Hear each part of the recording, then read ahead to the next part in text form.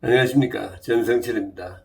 요즘 김포공항에 1,000명 가까운 비정규직 직원들 한꺼번에 정규직화 시킨 거 가지고 논란이 많죠. 그죠? 오늘은 그것을 우리 보수의 시각으로는 어떻게 봐야 할까 하는 데 대해서 한번 짚어보겠습니다. 결국은 이거는 이 사태를 국민의 입장에서 볼 것인가 아니면은 정규직이 된 그 직원들의 입장에서 볼 것인가 하는 문제로 귀착되는 것 같습니다. 당연히 근로자들이 좋아하겠죠. 정규직 된 사람들이야. 함부로 쫓겨나지 않으니까. 근데 국민의 입장에서 봤을 때 과연 이게 잘 되는 일인가? 그걸 한번 짚어봐야 될 것 같습니다. 한마디로 근로자들을 함부로 해고할 수 있게 하는 것이 더 좋은 길인지, 제도인지, 아니면은 함부로 해고할 수 없게 만드는 게 더 좋은 길인지, 그것이 결국은 가장 중심적인 질문이겠는데요. 결론적으로 인류가 쭉 경험을 해보니까 근로자를 자유롭게 해고할 수 있게 하는 것이 국민 전체를 위해서는 훨씬 더 좋은 길이라는 것을 인류가 알게 됐습니다. 우선순위를 어디다 두느냐 하는 문제죠. 우선순위를 해고당한 개인에게 두느냐, 아니면 기업 전체를 두느냐, 더 나아가서는 국가 전체를 두느냐 하는 그 문제인 것 같아요. 한마디로 기업으로 하여금 직원들 자유롭게 해고할 수 있게 해준다면, 소위 정리해고라는 거, 그거는 무능해서 해고하는 게 아니라 회사 형편이 그 직원을 계속 유지하기가 어려워서 해고하는 그걸 우리가 정리해고라고 그러는데, 그 정리해고를 자유롭게 할 수 있게 해준다면 그만큼 그 기업을 더 건강하게 만들 수 있다는 것이 판명이 됐거든요. 그럼 한번 생각해 보십시오. 필요 없는 직원을 데리고 있으면은 그 월급 나가는 거는 전부 이거는 낭비잖아요. 그죠? 그건 무슨 말이냐? 원가가 높아지는 거예요. 원가가 높아진다는 거는 그 기업의 경쟁력이 약해지는 거죠. 기업의 경쟁력이 약해지면은 누가 손해를 봅니까? 물론 사주가 손해를 보지만은 직원들도 절대로 손해죠. 그죠? 돈을 회사가 제대로 못 벌면은 그 피해는 직원들에게 직접적으로 오는 거죠. 그죠? 월급을 못 올려주죠.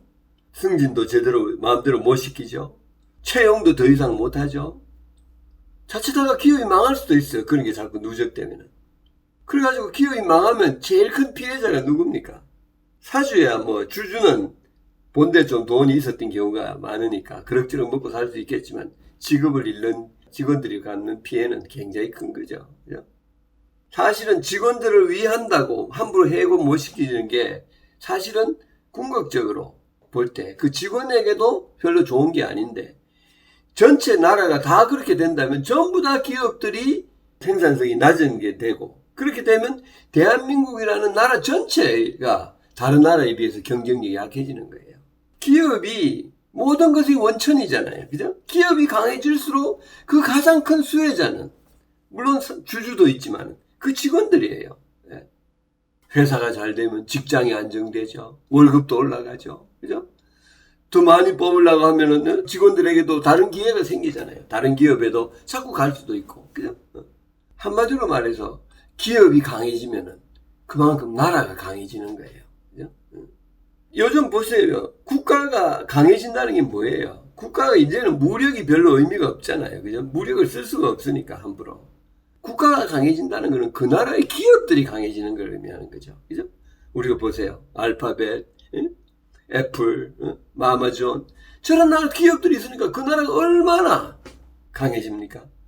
튼튼하고 건강한 기업이 많은 나라가 좋은 나라고 강렬한 나라죠. 그래서 초점을 기업에 두면은 근로자를 필요할 때는 자유롭게 내보낼 수 있게 만들면, 그 기업이 더 강해지면 언제든지 다시 채용이 되고, 그래서 나라 전체가 잘 되면 그 수혜자는 결국은 그 근로자가 된다 하는 것이, 이게 바로 보수의 시각입니다. 근데 진보는 생각이 달라요. 진보와 보수의 초점이 다르기 때문입니다. 보수와 진보는 여러분 잘 아시는 대로, 보수는 자유를 중시하고 진보는 평등을 중시하잖아요. 그죠? 보수는 그렇기 때문에 자유를 중시하기 때문에 항상 거시적으로 봐요. 나라 전체를 보는 게 보수의 습관입니다. 왜? 자유라는 거는 사회의 시스템이 그거를 허용하지 않으면 자유가 있을 수가 없잖아요. 한 개인 몇 명에게만 자유를 준다는 건 있을 수가 없잖아요. 그죠? 그래서 항상 사회 전체를 보는 게 보수의 습관입니다. 사회 전체가 잘 돼야 된다. 국민 전체의 이익을 도모하자는 게 보수의 습관이에요. 그 사람들의 시각이죠. 그러나 진보는 평등을 중요하게 하니까 평등이라는 것은 아시는 대로 개인과 개인을 비교하는 게 아닙니까? 그죠? 이게 미시적인 거예요. 그래서 그 너무 불평등하지 않게 만들자. 개인과 개인을 비교했을 때. 그러니까 진보는 항상 미시적으로 보는 거예요. 그게 보수와 진보의 근본적인 차이입니다. 그래서 이 보수는 나라 전체를 보기 때문에 항상 국민 전체에게 이것이 어떤 거냐 하는 걸 보니까 당연히 정리해고라는 것도 필요하다고 생각하는 거예요. 나라 전체에게 그게 좋으니까. 그죠? 그런데 진보는 그 개인, 해고당하는 개인만 보기 때문에 이것이 안 좋다고 그 미시적으로 보기 때문에 정리해고에 대해서 반대하는 입장을 가지는 거죠. 이 진보와 보수의 그 견해 차이는 사실은 노동 문제에 있어서는 미국과 유럽에 이 각각 대변했었어요. 미국은 항상 이 노동 문제에 있어서는 보수적인 입장을 취했어요. 자유를 줘야 된다. 기업이 강해지는 것이 결국은 궁극적으로 근로자에게도 혜택을 주는 거다. 이렇게 믿었고, 진보는 유럽 쪽에 있었어요. 유럽은 평등 사상이 더 강했고, 그래서 한마디로 말해서 미국의 경제 시스템의 가장 핵심은 바로 이 노동 문제에 있는데, 그거는 미국은 완전한 자유를 줬어요. 기업들에게. 미국의 기업은 근로자를 for any reason or for no reason, 어떤 이유에서건 혹은 아무 이유 없이도 해고할 수 있게 하는 그만큼 자유를 줬어요. 기업이 필요하면 절대로 해고 안 하겠죠. 필요하지 않을 때는 해고하고 자유롭게 이 노사 관계를 할 수 있게, 노동 관리를 할 수 있게끔 그렇게 해준 데 비해서 유럽은 전통적으로 그에 대해서 제한을 많이 가했죠. 그래가지고 2차 대전 후에 몇십 년간 미국과 유럽이 경쟁을 해봤어요. 어느 나라 경제가 더 센가. 결론은 미국이 완전 판정승을 했죠. 미국은 경제 성장률도 거의 2배 가깝게 해결을 했고, 실업률도 미국, 유럽보다 훨씬 더 낮았습니다. 그래서 이것이 미국의 승리로 끝나는데, 그 사이에 그 소위 진보에 그게 젖어 있던 나라들이 어마어마한 고통을 겪었죠. 그죠? 예를 들어서 영국 같은 나라. 이 노조의 권리, 힘이 세니까 1970년대 영국이 호된 곤욕을 치렀지 않습니까? 그죠? 그래서 마가렛 세처가 왜 영국이 이 모양이냐, 미국에 비해서. 영국이 산업혁명의 원조인데 왜 이 모양이냐 보니까 이 바로 노조를 갖다가 잘 해주고 봐주는 게 얼핏 보면 그 사람들을 위하는 것 같지만 사실은 그게 아니라 결국 나라 전체가 가난해지기 때문에 그 사람들을 가장 큰 피해자로 만들더라.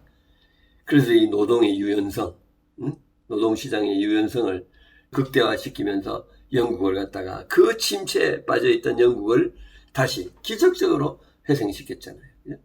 똑같은 일이 독일에서도 벌어졌었어요. 그 슈레드 수상의 아젠다 2010에 거기서 이 노사관계를 자유롭게 해야 된다는 이거를 제시했고, 이것을 독일의 그 메르켈 수상을 포함한 후계자들이 그 정책을 지켜나가면서 독일도 화려하게 부활을 했어요. 영국과 독일이 부활하니까 유럽 전체가. 그러면서 그것이 하나의 기준이 전 세계적으로 돼간 거죠. 여러분, 미국 대통령의 제일 큰 특징은요, 미국의 대통령은 절대로 취임하거나 선거 공약에 노동자의 권리를 더 높이겠다, 노조의 정리해고권 줄이겠다, 기업에, 이런 공약을 하지도 않고 그런 걸 할 생각도 안 합니다.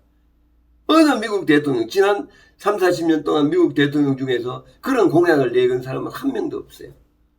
자유롭게 기업으로 하여금 정리해고를 할 수 있게끔 필요할 때는 해서 기업 자체를 건강하게 만드는 것이 결국 그것이 노동자들에게도 궁극적으로 가장 좋고 그것이 국가를 키운다는 것을 너무나 역력하게 봤고, 그렇지 못한 유럽이 너무너무 고생하는 것을 역력히 봐왔기 때문이죠. 여러분, 오바마 루즈벨트, 뭐 케네디 이런 사람들 노조의 권리 막 주장했을 것 같죠. 진보의 전형적인 사람들 아닙니까? 그렇지 않아요. 그래서 이 보수의 시각은 한마디로 말해서 정규직이라는 제도를 인정하지 않는 겁니다. 미국에는 정규직이라는 게 아예 없어요. 근로자와 회사 간의 계약은 있지만, 계약직은 있지만 소위 정규직 함부로 그거 할 수 없다는, 그 계약을 위반하면 안 되지만 무조건 하고 일단 정규직이 되면 해고하지 못한다는 그런 제도는 없습니다. 유럽도 점점점 그런 식으로 가고 있는 거죠. 여러분, 우리가 여기서 깨달아야 되는 거는 진보는 보기에 훨씬 더 멋있어 보여요. 저 불쌍한 근로자들 우리가 지켜야지. 오너러블하게 보이죠. 그죠? 멋있고 약한 자를 위하는 것 같아요. 그러나 그 사람이 멋있는 만큼 그 사람이 사회에 기여하는 것은 아닌 경우가 많아요. 보수는 그런 영웅심리, 약자를 위한다는 그런 것보다는 나라 전체를 진정으로 국민을 위하는 길이 뭐냐? 시민을. 그게 보수의 관심이에요. 이번에 사실은 보수의 시각으로 볼 때는 한 나라의 대통령이 국영기업에 가가지고 이 회사의 비정규직을 전부 정규직화 시킨다. 칼은 선언하는 것은 정말로 다른 나라 선진국에서는 상상도 못할 일입니다. 어떤 나라나 그걸 보고 미쳤다고 했을 수도 있을 거예요. 여러분, 그것이 아주 폼 나는 것 같잖아요. 그죠? 비정규직을 갖다가 이렇게 해가지고 정규직 해주는 게 아주 섬찟하고 아주 인도주의인 것 같지만은 사실은 여러분, 그것이 우리나라 지금 사회적으로도 너무너무 많은 무리를 불러일으키고 있지만은 이게 노사 평화를 해치고 있어요. 다른 비정규직들도 놔둬야죠. 막 이러면 기업이 약해지는 거예요. 그 기업의 생산성을 떨어뜨리고 그것이 나라의 경쟁력을 떨어뜨리고 그런 결과가 나는 거예요. 여기 승자는 문 대통령 하나밖에 없었을 거예요. 그 사람 인기가 올라가니까. 나라 전체로 볼 때는 이거는 참 손해가 너무너무 큰 겁니다. 어떤 나라가 좋은 나라냐? 기업들이 건강하고 잘 돼서 노동자를 서로 뺏어가려고, 서로 많이 채용하려고, 좋은 노동자들. 이런 나라가 좋은 거예요. 그때 진짜로 그 노동자들의 기가 사는 거예요. 그래서 기업에게 힘을 줄 수 있는 그런 제도, 그런 걸 만들어야 되겠다. 이게 바로 보수의 시각입니다. 보수의 시각은 절대로 정부가 설치지 않는 거예요.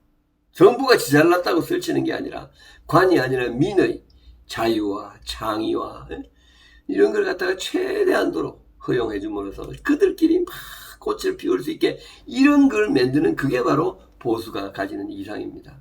그런 면에서 이번 인천공항 사태는 참 보수 입장에서는 너무나 촌스럽고 한탄스러운 그런 어떤 하나의 에피소드가 아닌가 이렇게 생각합니다. 감사합니다.